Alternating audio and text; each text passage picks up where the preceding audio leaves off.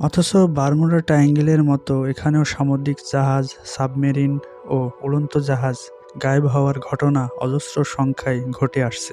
বরং গবেষকদের ধারণা এখানকার গায়েব হওয়া ঘটনা বারমুডা থেকেও বেশি। এখানেও যুগের অত্যাধুনিক আর সর্বাধিক দক্ষ ব্যক্তি আর পরিপক্ক পাইলটদের গায়েব করা হয়েছে। সবচেয়ে ভয়ানক ব্যাপার হচ্ছে এখানে গায়েব করা সামুদ্রিক জাহাজগুলির তালিকায় এমন সব জাহাজও বিদ্যমান যেগুলির মধ্যে প্রচুর পরিমাণে ধ্বংসাত্মক রাসায়নিক পদার্থ বিদ্যমান ছিল। এ এলাকা প্যাসিফিক ওশিয়ান তথা প্রশান্ত মহাসাগর এরিয়ার জাপান এবং ফিলিপাইন সীমান্তে অবস্থিত। এই ট্রায়াঙ্গেল জাপানের উপকূলীয় শহর ইয়াকোহামা থেকে ফিলিপাইনের গুয়াম দ্বীপ পর্যন্ত এবং গুয়াম থেকে আবার জাপানের মরিয়ানা দ্বীপ পর্যন্ত এবং মরিয়ানা থেকে ইয়োকোহামা পর্যন্ত বিস্তৃত সামুদ্রিক এলাকা। দ্বিতীয় বিশ্বযুদ্ধের সময় আমেরিকা মরিয়ানা দ্বীপ আয়ত্ত করে নিয়েছিল। জাপানিরা এই এলাকাতে তাদের ভাষায় মানা ওমি বলে, যার অর্থ শয়তানের সমুদ্র। বারমুডা এবং শয়তানি ট্রায়াঙ্গেলের ব্যাপারে গবেষণাকারীদের মধ্যে চার্লস বিল্টার্স হচ্ছেন অন্যতম। তিনি দি ড্রাগন ট্রায়াঙ্গেল নামে একটি গ্রন্থ লিখেছেন। 1952 থেকে 1954 পর্যন্ত ওই এলাকায় জাপান সরকারের বড় বড় 5টি সৈন্যবাহী জাহাজ গায়েব হয়েছে। সেনাবাহিনী গুম হয়েছে 700 এর উপরে। এই ঘটনার রহস্য যাচাই করার জন্য তখন জাপান সরকার একটি অত্যাধুনিক জাহাজে করে 100-রও বেশি গবেষকদের একটি তদন্ত টিম প্রেরণ করে। কিন্তু শয়তানি সমুদ্রের রহস্য উন্মোচন করতে গিয়ে ওনারা রহস্যের চাদরে ঢাকা পড়ে গেছেন। এরপর থেকে জাপান সরকার ওই এলাকাকে ভয়ানক এলাকা হিসেবে চিহ্নিত করে দেয়। দ্বিতীয় বিশ্বযুদ্ধের সময় সামুদ্রিক যুদ্ধে জাপানকে তার 5টি জঙ্গি বিমান ওখানে গায়েব হওয়ার খবর শুনতে হয়েছে। এছাড়াও 340টি জঙ্গি বিমান, 10টি যুদ্ধজাহাজ, 10টি নৌযান, 9টি স্পিডবোট এবং আরও 400টি জঙ্গি ফাইটার ওই এলাকায় ধ্বংস হয়েছে। যুদ্ধের সময় আপনি বলতে পারেন যে শত্রু বাহিনী কর্তৃক এগুলো ধ্বংস হয়েছে, কিন্তু ওই সকল ঘটনা সম্পর্কে আপনি কি বলবেন যেগুলো ওই এলাকায় কোনো দুর্ঘটনা ছাড়াই অদৃশ্য হয়েছে? অথচ সেখানে না কোনো ব্রিটেনের যুদ্ধজাহাজ পৌঁছেছিল, না কোনো মার্কিন সেনাবাহিনী। গবেষকদের পক্ষ থেকে বলা হয়েছে এগুলো কোনো শত্রু বাহিনীর হাতে ধ্বংস হয়নি। কেননা এক গবেষকের বক্তব্য হলো, এ কথা অত্যন্ত সন্দেহপূর্ণ যে এই জাহাজগুলি শত্রুদের হাতে ধ্বংস হয়েছে, কেননা জাহাজগুলি সামুদ্রিক সীমানার ভিতরে অবস্থান করছিল এবং যুদ্ধের প্রারম্ভিক পর্যায়ে ওখানে কোনো মার্কিন বা ব্রিটিশ জাহাজ পৌঁছেছিল না। তাহলে কি আমরা বলতে পারি না যে এ এলাকায় অন্য কোনো গোপন শক্তি বিদ্যমান ছিল, যারা ওই সময় আমেরিকা এবং তার সমর্থকারীদেরকে বিজয়ী দেখতে চেয়েছিল? বারমুডা এবং শয়তানি ট্রায়াঙ্গেলের ব্যাপারে এতগুলি সদৃশ্যপূর্ণ ঘটনা ঘটার পরও কি আমরা এ কথা মানতে পারি যে এগুলো শুধুই ঘটনাক্রমে হয়েছে? কখনোই নয়। প্রসিদ্ধ গবেষক চার্লস বিল্টার্স বলেন, বারমুডা এবং শয়তানি সমুদ্রে রহস্যময় অদৃশ্য হয়ে যাওয়ার ঘটনাবলী ঘটনাক্রমে বা এমনিতেই হতে পারে না, কারণ উভয় এলাকা সদৃশ্যপূর্ণ ঘটনার জন্ম দিয়েছে। জাহাজ এবং বিমান গায়েব করার ক্ষেত্রে উভয় এলাকা একই পথ বেছে নিয়েছে। এখানে সংগঠিত প্রসিদ্ধ কয়েকটি ঘটনা সম্পর্কে আরও বিস্তারিত জানুন। জাপানি পেট্রোলবাহী জাহাজ কায়োমারো, এটি একটি বড় পেট্রোলবাহী জাহাজ। 31 জন কর্মী ছিল। গায়েব হওয়ার সময় 500 টন পেট্রোল তাতে মজুদ ছিল। 9 জন বিজ্ঞানী গবেষক তাতে অন্তর্ভুক্ত ছিল। হেডকোয়ার্টারের সাথে তার সর্বশেষ যোগাযোগ হয়েছিল 24/9/2052। এরপর আর তার কোনো হদিস পাওয়া যায়নি। জাপানি মালবাহী জাহাজ কুরোশিমারো, এটিও একটি বিশালকৃত মালবাহী জাহাজ, যাতে 1525 টন মাল মজুদ ছিল। একেও সমুদ্র গিলে ফেলেছে। কোনো তথ্য পরবর্তীতে পাওয়া যায়নি। সর্বশেষ যোগাযোগ হয়েছিল 22/4/1949। ফ্রান্সিস জাহাজ জিরানিয়ম, এই জাহাজ সর্বশেষ 24/11/1947 বার্তাটি প্রেরণ করেছিল। আবহাওয়া স্বাভাবিক অবস্থায় রয়েছে। এরপর 29 জন কর্মী সহকারে স্থায়ীভাবে সমুদ্রের বুকে বিলীন হয়েছে। কোনো পাত্তা পাওয়া যায়নি। মালবাহী জাহাজ বানালোনা, এটি একটি লাইবেরিয়ান জাহাজ। মালের পরিমাণ ছিল তাতে 13,616 টন। কর্মীর সংখ্যা 35। 1971 সালের নভেম্বর মাসে শয়তানি সমুদ্রে বিসর্জিত হয়েছে। মালবাহী জাহাজ মাসজোসার, এটিও লাইবেরিয়ান জাহাজ।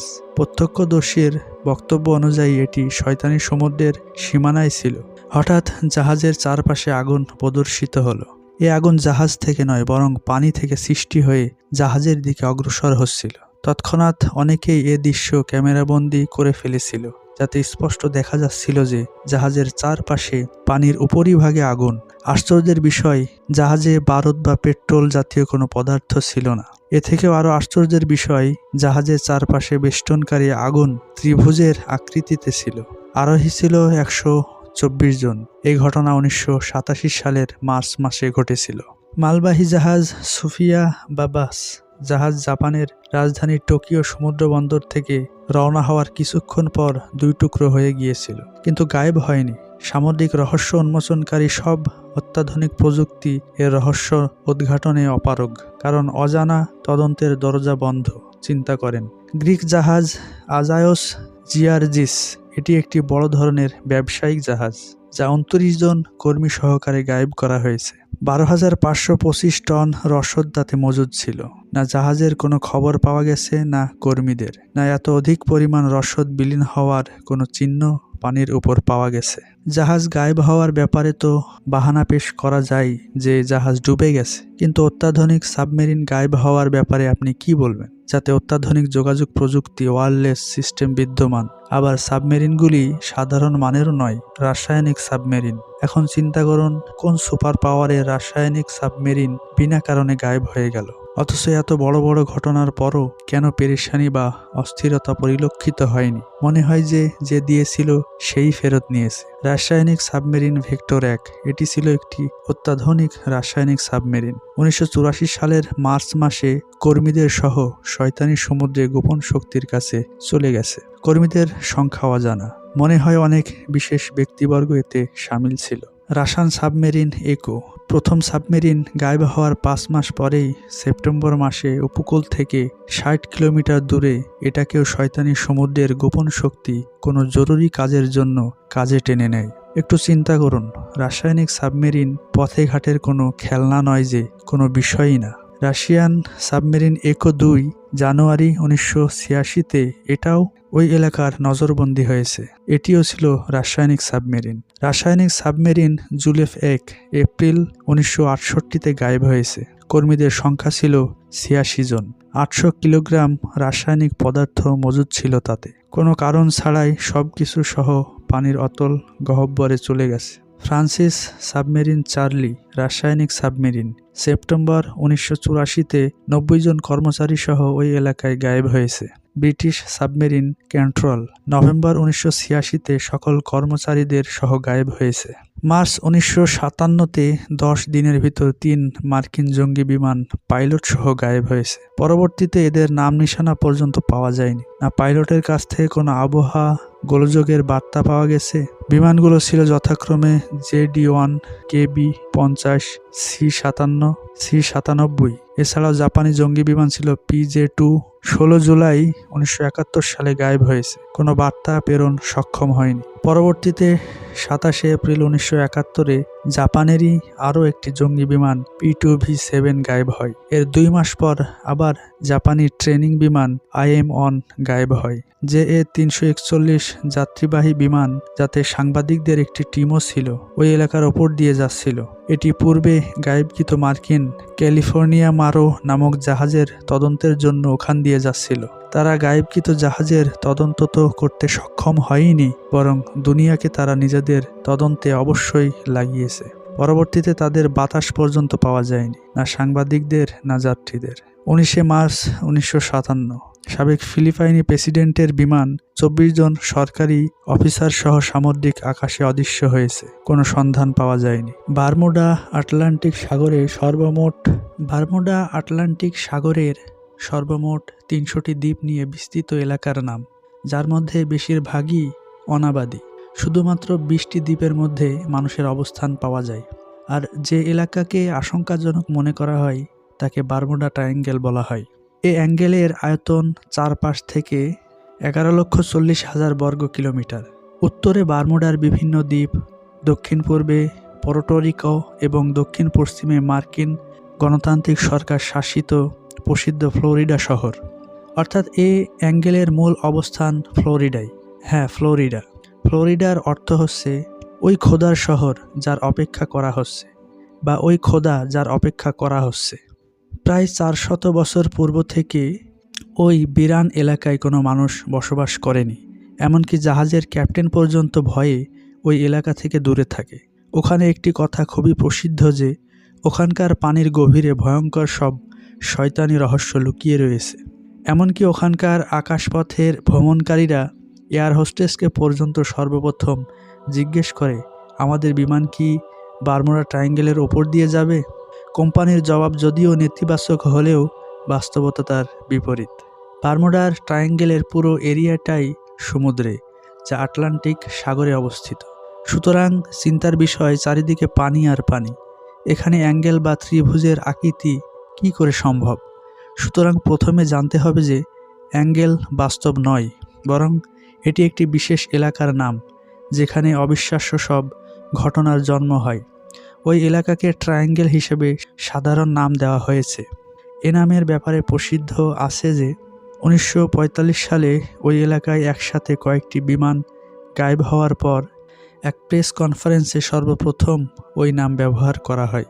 কিন্তু এটা খুবই রহস্যপূর্ণ যে নামটি কেন ট্রায়াঙ্গেল রাখা হলো। ওই দুর্ঘটনার পূর্বেও ওখানে বহু ঘটনার প্রমাণ পাওয়া যায়, কিন্তু তখন ওই এলাকা বারমুডা ট্রায়াঙ্গেলের পরিবর্তে শয়তানের দ্বীপ হিসেবে চেনা হতো।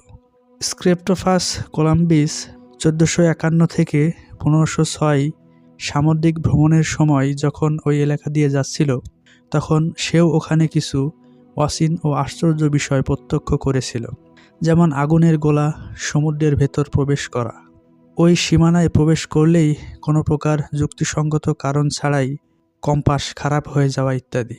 কলম্বাসের আমেরিকা ভ্রমণ 5 শতাব্দী পার হয়ে গেল, কিন্তু এ প্রশ্ন আজও বাকি রয়ে গেছে যে ওখানকার পানির গভীরে বা পানির উপরিভাগে আকাশপথে কী এমন রহস্যময় বিষয় গোপন রয়েছে, যার ব্যাখ্যা বর্তমান অত্যাধুনিক স্যাটেলাইটের যুগেও খুঁজে বের করা সম্ভব হচ্ছে না। 1854 সালের পূর্বে আরব বণিকেরাও ওই এলাকা দিয়ে আসা যাওয়া করত, কিন্তু তাদের জাহাজ তো কখনো দুর্ঘটনা বা কোনো অস্বাভাবিক রহস্যের কবলে পড়েনি। অথচ এরকম ঘটনা ওখানে 1854 সালের পূর্বেও বহুবার ঘটেছে বলে প্রমাণ পাওয়া যায়। 1831 সালে আমেরিকার তৃতীয় ভাইস প্রেসিডেন্ট অ্যারন বার এর কন্যা থিওডোসিয়া দক্ষিণ ক্যারোলিনা রাজ্যের গভর্নর জোসেফ অ্যানস্টনের স্ত্রী খুবই বুদ্ধিমতী এবং সুন্দরী কন্যা হিসেবে প্রসিদ্ধ ছিল। বারমুডার ওই এলাকায় গায়েব হয়েছে তারা। থিওডোসিয়া তার পিতার সাক্ষাতের জন্য তখনকার সর্বাধুনিক জাহাজ পেট্রিয়াটে করে নিউ ইয়র্কের উদ্দেশ্যে যাচ্ছিল। পেট্রিয়াটের ক্যাপ্টেন তখনকার সুদক্ষ নাবিক হিসেবে আমেরিকায় প্রসিদ্ধ ছিল। সাথে তার ব্যক্তিগত ডাক্তার এবং আরও কিছু ঘনিষ্ঠ জন ছিল, কিন্তু তারা কখনোই নিউ ইয়র্কে পৌঁছতে পারেনি। ভাইস প্রেসিডেন্ট হিসেবে অ্যারন বার তার কন্যাকে খুঁজে পাওয়ার জন্য তখন সাধ্যমতো অনেক চেষ্টা করেছিল, কিন্তু না পাওয়া গেছে কন্যার খবর, না জাহাজের কোনো হদিস। 1814 সালে আমেরিকার প্রসিদ্ধ সামুদ্রিক জাহাজ ওয়াস্পকেও বারমুডা গিলে ফেলেছে। জাহাজের ক্যাপ্টেন কোনো সাধারণ ম্যানের ক্যাপ্টেন ছিল না। মার্কিন জনসাধারণের কাছে নায়ক হিসেবে জনস্টন ব্লেকলে সে ব্রিটিশ শক্তিশালী সামুদ্রিক জাহাজ রেইন্ডারকে স্বীয় দক্ষতা দিয়ে মাত্র 27 মিনিটে পরাজিত করেছিল। এরপর আর কেউ জানতে পারেনি যে ব্লেকলে তার স্টাফ এবং জাহাজ নিয়ে কোন জগতে গিয়ে পৌঁছেছে, না মার্কিন সরকার, না মার্কিন সামুদ্রিক গবেষক টিম। অথচ তখনকার মার্কিন সামুদ্রিক গবেষক টিম পানির গভীর পর্যন্ত এত ভালো করে চিনত, যেমন নাকি পাড়ার অলিগলি মানুষ চিনে থাকে। কিন্তু অত্যাধিক খোঁজাখুঁজির পরও কোনো নাম নিশানা কি তারা পেল না? তাহলে কি বারমুডা ট্রায়াঙ্গেল তাদের গিলে ফেলেছে, নাকি ব্লেকেলের অত্যাধিক যোগ্যতা দেখে গোপন কোনো শক্তি তাকে নিজের জন্য বেছে নিয়েছে? প্রথম বিশ্বযুদ্ধের 1914 থেকে 1918 সময় মার্চ 1918-তে মার্কিন সামুদ্রিক জাহাজ সাইক্লোপিস ইউএসএ ওই এলাকায় গায়েব হয়েছে, যাতে যুদ্ধকালীন সময়ে ব্যবহারের জন্য 14,500 টন মাল মজুদ ছিল। তাছাড়া 300 কর্মীও তাতে কর্মরত ছিল। এরও কোনো নাম নিশানা পাওয়া যায়নি। জাশোয়া স্ক্লোম এমন এক ক্যাপ্টেন, শুধু মার্কিন ইতিহাসেই নয়, সামুদ্রিক বিষয়ে সে সারা বিশ্ব জুড়ে সুনাম অর্জন করেছিল। বাল্যকাল থেকেই পানির ঢেউয়ের সাথে খেলে বড় হয়ে ওঠা এক যুবক, সে সর্বপ্রথম সমুদ্রপথে সারা বিশ্ব ভ্রমণ করেছিল। সর্বদা সামুদ্রিক ঝড় আর তুফান মোকাবেলা করাই ছিল যার অভ্যাস। 1909 সালে স্প্রাই নামক নিজস্ব জাহাজে করে রওনা হয়েছিল। অতঃপর বারমুডার ওই ভয়ানক এলাকায় সে তার জাহাজসহ চিরদিনের জন্য গায়েব হয়ে যায়। গায়েব হয়ে যাওয়া জাহাজের তালিকায় নাম যোগ হওয়া ছাড়া আর কোনো হদিস পাওয়া যায়নি। এটাও কি বিশ্বাসযোগ্য যদি আপনাকে বলা হয় একটি জাহাজ বারমুডার সমুদ্র সীমানায় দাঁড়ানো, কিন্তু যাত্রী এবং ক্যাপ্টেন গায়েব? খানার টেবিলে এমনভাবে খানা গুছিয়ে রাখা, দেখলে মনে হবে হাত ধোয়ার জন্য মনে হয় তারা উঠে গেছে। না আছে দুর্ঘটনার চিহ্ন আর না কোনো লুটপাটের নিদর্শন। নীরব সমুদ্রের মাঝে হঠাৎ খানা পিনা রেখে তারা কার মেহমান হয়ে গেছে। ঘটনাটি ঘটেছে কেরল ডিরিং নামক জাহাজের সাথে। তীরে জাহাজের সম্মুখ ভাগ বালুতে গড়া ছিল আর পেছনের অংশ পানিতে ছিল। খানার টেবিলে খানা রাখা ছিল, চেয়ারগুলি কিছু পেছনের দিকে ঝুঁকা অবস্থায় ছিল। মনে হবে যাত্রীরা কোনো অলৌকিক কিছু দেখে আপন আপন চেয়ার ছেড়ে উঠে এসেছিল এবং পরে ফিরে আসার চেষ্টা করেছিল, কিন্তু তা আর পারেনি। চেয়ার টেবিলে খানা আর ফল ফ্রুট দেখে কোনো হাঙ্গামা বা দুর্ঘটনার চিহ্ন বা নিদর্শন উপলব্ধি হয় না।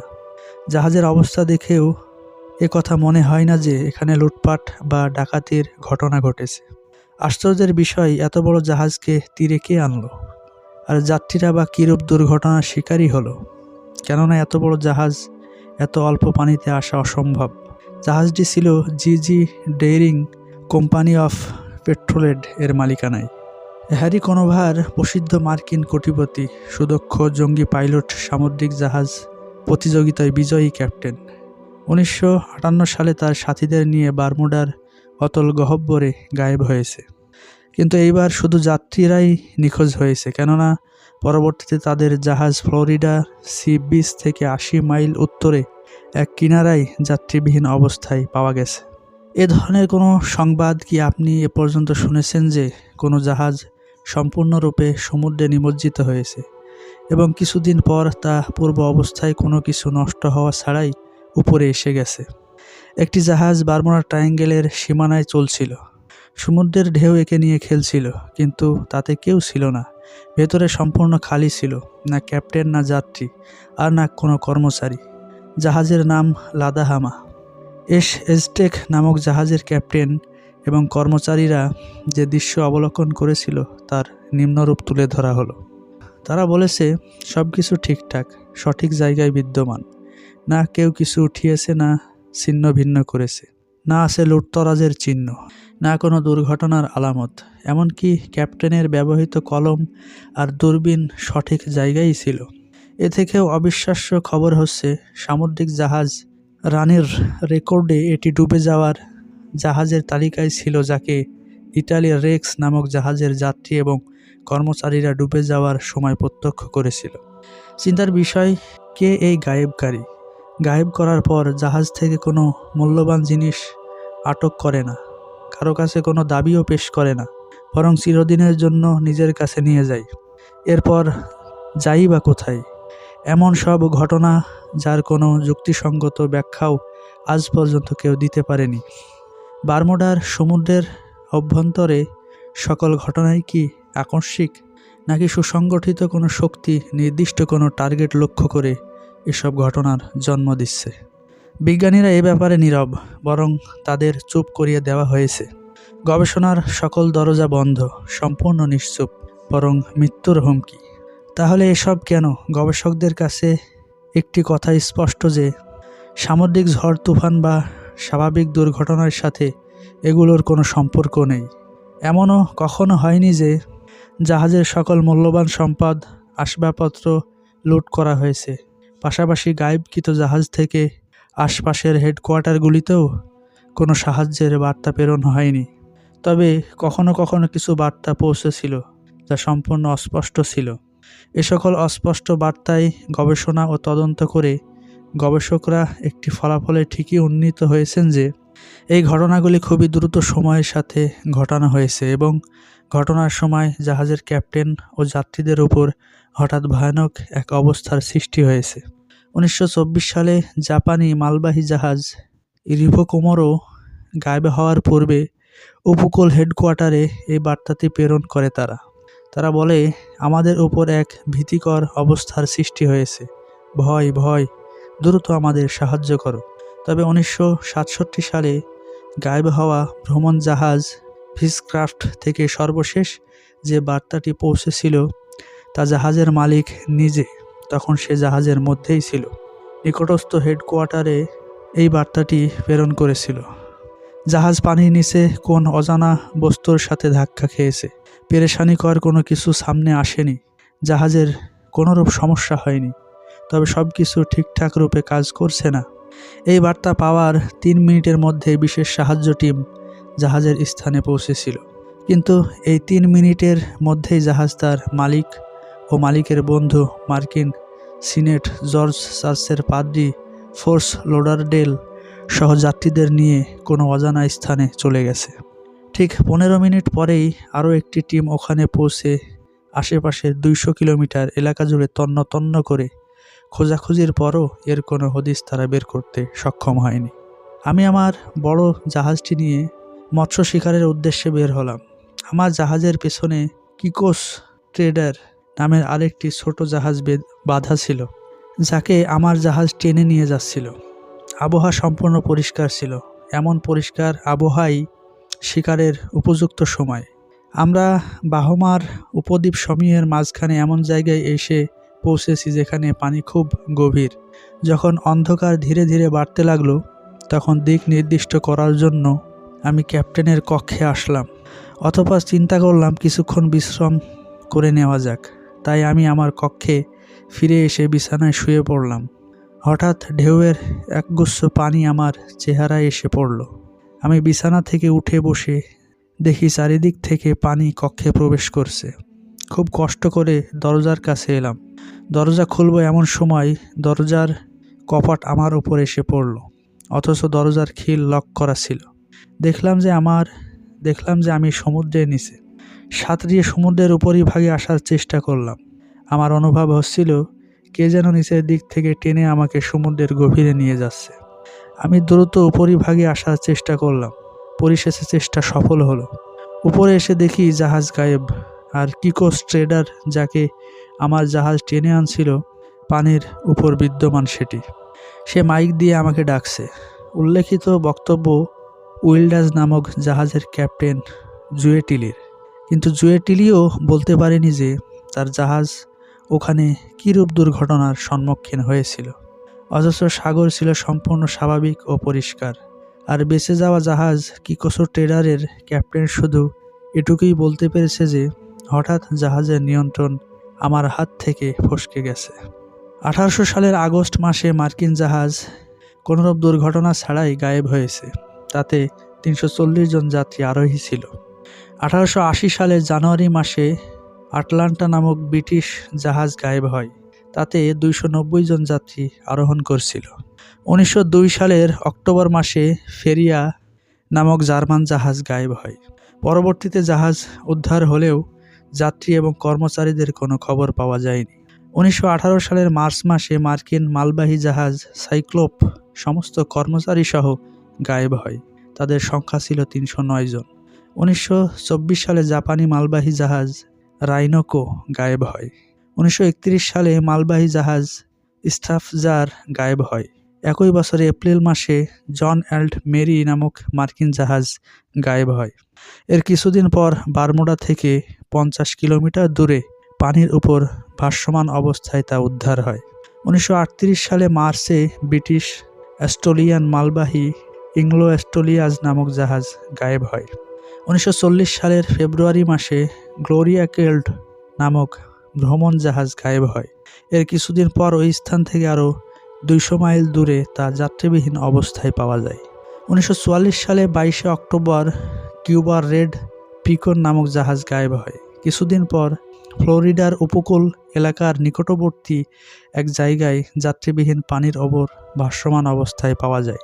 1948 সালে ফ্রান্সিস রোজালি নামক জাহাজ থেকে কর্মচারী গায়েব করা হয়। অতঃপর ওই এলাকা থেকেই জাহাজ কোনো ক্ষয়ক্ষতি ছাড়াই উদ্ধার হয়। 1948 সালে ফ্রান্সিস রোজালি নামক জাহাজ থেকে কর্মচারী গায়েব করা হয়। অতঃপর ওই এলাকা থেকেই জাহাজ কোনো ক্ষয়ক্ষতি ছাড়া উদ্ধার হয়। 1950 সালে জুন মাসে সোন্ডা নামক জাহাজ ওই এলাকায় গায়েব হয়। 1955 সালের কুইন মেরিও নামের ভ্রমণ জাহাজ গায়েব হয়। 1963 সালের 2 ফেব্রুয়ারি মেরিন সেলফার কুইন নামক মার্কিন মালবাহী জাহাজ গায়েব হয়। তাতে 38 জন সামুদ্রিক গবেষক ও প্রচুর পরিমাণে সালফার মজুদ ছিল। 1963 সালের 1 জুলাই স্নোবয় নামক জাহাজ গায়েব হয়।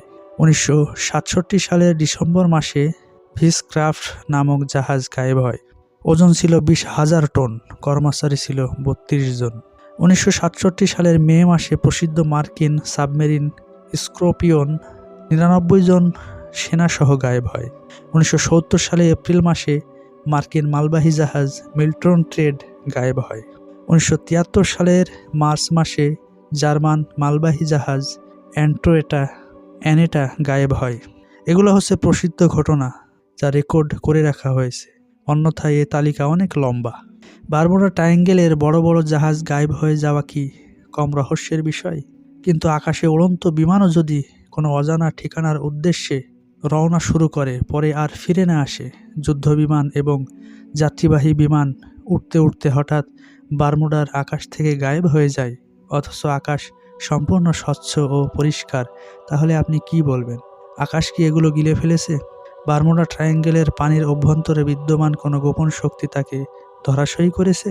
পরবর্তীতে না এর কোনো পাত্তা পাওয়া যায়, না পাইলট এয়ারপোর্টে দ্রুত কোনো বার্তা প্রেরণ করতে সক্ষম হয়। কখনো কোনো বার্তা পৌঁছলেও তা বোঝা যাচ্ছিল না। 1945 সালে সন্ধ্যাকালীন একটি ঘটনা তার রহস্য আরও বাড়িয়ে দিয়েছে। সবেমাত্র আকাশ সন্ধ্যা হতে শুরু করেছে। আবহাওয়া এবং আকাশ ছিল খুবই সাধারণ ও পরিষ্কার। পাইলটদের প্লেন ট্রেনিংয়ের জন্য এমন স্বচ্ছ আকাশ খুবই মানানসই। আমেরিকা শাসিত ফ্লোরিডা শহরের এক এয়ারবেস থেকে 12টি জঙ্গি বিমান ট্রেনিংয়ের জন্য আকাশে উড্ডয়ন করে। সবগুলো বিমানই একসাথে প্রথম রাউন্ড সম্পন্ন করেছে। অতঃপর কেন্দ্র থেকে সবগুলোকে পৃথক পৃথক রাউন্ডে আদেশ দেওয়া হয়। সুতরাং সবকটি প্লেন পৃথকভাবে রাউন্ড দিতে থাকে। রাউন্ড দেওয়ার সময় কোনো পাইলটের কাছ থেকে কোনো পেরেশানি বা সমস্যার বার্তা পাওয়া যায়নি। তাহলে বোঝা গেল সব কিছু ঠিকঠাকের মতোই ছিল। নির্ধারিত সময় শেষ হওয়ার পর সবগুলো প্লেনই এয়ারবেসে ল্যান্ড করার উদ্দেশ্যে ফেরত আসতে লাগলো। 10টি আসলো, কিন্তু 2টি প্লেন গায়েব হয়ে গেল। মার্কিন আকাশপথ গবেষকদের একটি টিম ওই এলাকার আকাশপথ ও সমুদ্রপথে তাদের তন্ন তন্ন করে খুঁজল, কোনো হদিস পেল না। এয়ারবেসে কোনো দুর্ঘটনা বা সাহায্য প্রার্থনার বার্তাও পৌঁছয়নি। এত বড় বিমান বারমুডার আকাশে গায়েব হলো নাকি পানির নিচে চলে গেল, কোনো পাত্তা নেই। একই বছর 1945 ডিসেম্বর মাস, কারো কি জানা ছিল যে ওই এলাকায় প্রসিদ্ধ নাম শয়তানি দ্বীপ পরিবর্তন করে বারমুডা ট্রায়াঙ্গেল দেওয়া হবে? পানিতে ট্রায়াঙ্গেলের আকৃতি কি করে সম্ভব, তা গবেষণা ছাড়াই সারা বিশ্বে মানুষ তাকে ওই নামেই চিনতে শুরু করবে। তা সত্ত্বেও প্রেস কনফারেন্সে মার্কিন দায়িত্বশীলগণ এক্ষেত্রে ট্রায়াঙ্গেলের নাম কেন ব্যবহার করলো? তাহলে কি দাজ্জালের ট্রায়াঙ্গেল বা ইহুদিদের গোপন সংগঠন ফ্রিমেশন এর ট্রায়াঙ্গেলের সাথে এর কোনো সম্পর্ক রয়েছে? সুদক্ষ ও অভিজ্ঞতা সম্পন্ন এক পাইলট 300 থেকে 400 ঘন্টা একাধারে প্লেন কন্ট্রোলের অভিজ্ঞতা যার মধ্যে বিদ্যমান, কালের সর্বাধুনিক জঙ্গি বিমান যার মালিকানায়, তাছাড়া আবহাওয়া অবস্থা সম্পর্কেও যিনি খুব ভালো জ্ঞাত, এমন এক পাইলট তার প্লেন সহ হঠাৎ বারমুডার আকাশে গায়েব হয়ে যাওয়া, তাও আবার একটি দুটি নয়, 5টি প্লেন একসাথে। সময়টা ছিল 1945 সালের 5 ডিসেম্বর। আনুমানিক 2:10 আমেরিকা শাসিত ফ্লোরিডার ফোর্ট লডারেটে এয়ারপোর্ট থেকে ফ্লাইট 19 এর 5টি অ্যাভেঞ্জার প্লেন উড্ডয়ন করে এবং নির্দিষ্ট এরিয়ায় কয়েকটি রাউন্ড সম্পন্ন করে। এরপর আনুমানিক 4টার সময় এক পাইলটের কাছ থেকে এয়ারপোর্ট অফিস নিম্ন উত্তর বার্তা প্রেরিত হয়। পাইলট এয়ারপোর্টে বার্তা প্রেরণ করে যে আমরা আশ্চর্য ও বিরল পরিস্থিতির সম্মুখীন হয়েছি। মনে হচ্ছে আমরা আমাদের এরিয়া থেকে সরে গেছি। ভূমি দেখতে পাচ্ছি না। আমি ভূমি দেখতে পাচ্ছি না। এয়ারপোর্ট থেকে বলা হয়, আপনি এখন কোন জায়গায় আছেন? পাইলট জানায়, জায়গা নির্দিষ্ট করতে পারছি না, বুঝতে পারছি না আমরা এখন কোথায় আছি। আমার ধারণা আকাশের কোথাও আমরা হারিয়ে গেছি। এয়ারপোর্ট থেকে বলা হয়, পশ্চিম দিকে ফ্লাই করতে থাকুন। পাইলট বলে, আমি বুঝতে পারছি না পশ্চিম কোন দিকে। সব কিছু অচেনা এবং আশ্চর্য ধরনের দেখা যাচ্ছে। এমনকি আমাদের সামনে সমুদ্র আশ্চর্য আকৃতি ধারণ করেছে। এটা আমি চিনতে পারছি না। এয়ারপোর্টের কর্মরত সকলেই অবাক ছিল, বুঝে আসছিল না এত দক্ষ পাইলট দিক কেন নির্ধারণ করতে পারছে না। কেননা প্লেনের নেভিগেশন সিস্টেম, দিক নির্ধারণের অত্যাধুনিক প্রযুক্তি যদি কাজ নাও করে, তবুও সময়টা তো ছিল বিকেলবেলা, সূর্যাস্তের সময়। সূর্য দেখে সহজেই পশ্চিম দিক নির্ধারণ করার কথা, কিন্তু পাইলট বলছে যে সে দিক নির্ধারণ করতে পারছে না। তাহলে সে কোথায় চলে গিয়েছে? অতঃপর এয়ারপোর্টের সাথে পাইলটের যোগাযোগ বিচ্ছিন্ন হয়ে গেছে। এছাড়াও তখন ওই 5 পাইলট একে অপরের কাছে যে বার্তা প্রেরণ করছিল, তাও এয়ারপোর্ট অফিস রেকর্ড করতে সক্ষম হয়েছে, যাতে স্পষ্ট বোঝা যাচ্ছিল যে বাকি 4টি প্লেনও একই পরিস্থিতির সম্মুখীন হয়েছে। কিছুক্ষণ পর জর্জ স্টিডস নামক আরেক পাইলটের বিচলিত কণ্ঠ শোনা যায়। আমরা সঠিক বলতে পারছি না যে এই মুহূর্তে আমরা কোথায় আছি। আমার ধারণা যে আমরা এয়ারপোর্ট থেকে 225 মাইল দক্ষিণ পূর্বে ফ্লাই করছি। এর কিছুক্ষণ পর সে বলতে লাগলো, মনে হচ্ছে আমরা সাদা পানিতে প্রবেশ করছি। আমরা সম্পূর্ণরূপে দিকভ্রান্ত হয়েছি। এরপর ওই 5টি প্লেন চিরদিনের জন্য সমুদ্রের পানিতে হারিয়ে যায়। ওই দিন সন্ধ্যা 7:30 মার্টিন মেরিনার নামক একটি বিমান ওই 5টি প্লেন তল্লাশির জন্য বের হয়। এটি ছিল হারিয়ে যাওয়া প্লেন তল্লাশের স্পেশাল বিমান। পানিতে অবতরণের সুবিধাও তাতে বিদ্যমান ছিল। কোনো প্লেন যদি সমুদ্রে পড়ে যায়, তা উদ্ধারের জন্য এই বিমান ব্যবহৃত হয়। মার্টিন মেরিনার ওই স্থানে গিয়ে এয়ারপোর্টের সাথে যোগাযোগ করলো। কিছুক্ষণ পর এরও যোগাযোগ বিচ্ছিন্ন হয়ে গেল। অন্যকে তালাশ করতে গিয়ে নিজেই গায়েব। এরও কোনো হদিস পাওয়া যায়নি। তৎক্ষণাৎ ওই 6 প্লেন খোঁজার জন্য মার্কিন আকাশপথ ও সমুদ্রপথ টিম কোস্টগার্ড সাথে নিয়ে ওই এলাকার আকাশ ও সমুদ্রপথে বহু খোঁজাখুঁজি করলো, কিন্তু কোনো লাভ হয়নি। মধ্যরাতে এয়ারপোর্ট অফিসে এক অস্পষ্ট বার্তা পৌঁছে। এফটি। বার্তা প্রেরণকারীর ভাষা অন্যরকম ছিল। এই বার্তা এয়ারপোর্ট অফিসে কর্মরত সকল কর্মীকে আরও পেরেশান করে দিল, কারণ এই কোড শুধুমাত্র ফ্লাইট 19-এর কর্মীরাই ব্যবহার করে থাকে। তার মানে তখন পর্যন্ত ওই পাইলটদের কেউ না কেউ জীবিত ছিল, কিন্তু কোথায়? মধ্যরাতে এই বার্তা পাওয়ার পূর্বেই তো ওই এলাকায় তাদের অনেক খোঁজাখুঁজি করা হয়েছিল। তাহলে এই বার্তা কোন জায়গা থেকে প্রেরণ করা হয়েছে? তাহলে কি বারমুডার পানির গভীরে তাদের গুম করা হয়েছে? অথবা কোস্টগার্ডের লোকেরা সারা রাত তাদের তালাশে নিয়োজিত থাকে। পরদিন সকালে 300 প্লেন, হাজার হাজার স্পিডবোট এবং বেশ কিছু সাবমেরিন সহ ওই এলাকায় নিয়োজিত ব্রিটিশ সেনাবাহিনী পর্যন্ত এদের উদ্ধারের জন্য বের হয়, কিন্তু এতটুক পর্যন্ত বের করতেও সক্ষম হয়নি যে ওরা কীরূপ দুর্ঘটনার সম্মুখীন হয়েছে বা তারা কোথায় চলে গেছে। এ ধরনের দুর্ঘটনা দ্বিতীয়বার যাতে আর না ঘটে, সেজন্য গবেষকদের দিয়ে একটি বিশেষ তদন্ত কমিটি গঠন করা হয়। কিন্তু এ কমিটি তদন্ত তো দূরের কথা, স্পষ্ট কোনো ব্যাখ্যা বা এ ব্যাপারে কোনো মন্তব্য পর্যন্ত করতে সক্ষম হয়নি। তবে কমিটি প্রধানের পক্ষ থেকে এ ব্যাখ্যা প্রদান করা হয়েছে যে ওই প্লেনগুলি যাত্রী, পাইলট ও কর্মচারীদের নিয়ে কোথাও যেন গুম হয়েছে। মনে হচ্ছে বাতাসের সাথে উড়ে তারা অন্য জায়গাতে পাড়ি জমিয়েছে। এখন প্রশ্ন উত্থাপিত হয়, যদি কোনো দুর্ঘটনার সম্মুখীন হয়ে থাকে, তবে তো তাদের প্রত্যেকের কাছেই লাইফ জ্যাকেট বা প্যারাশুট ছিল, তা এর দ্বারা ভূমিতে জরুরি অবতরণ করতে পারত। তাহলে এতটুক সুযোগও কি তাদের মেলেনি? দ্বিতীয় কথা, প্লেনগুলি সন্ধ্যার সময় গায়েব হয়েছে। তৎক্ষণাৎ বহু খোঁজাখুঁজি এবং তালাশের পরও তাদের কোনো বাতাস পাওয়া যায়নি। তাহলে মধ্যরাতে যে বার্তা প্রেরণ করা হলো, তাহলে সেই যোগাযোগ কোন জায়গা থেকে করা হলো? বাকি আলোচনা পঞ্চম পর্বে করা হবে ইনশাআল্লাহ।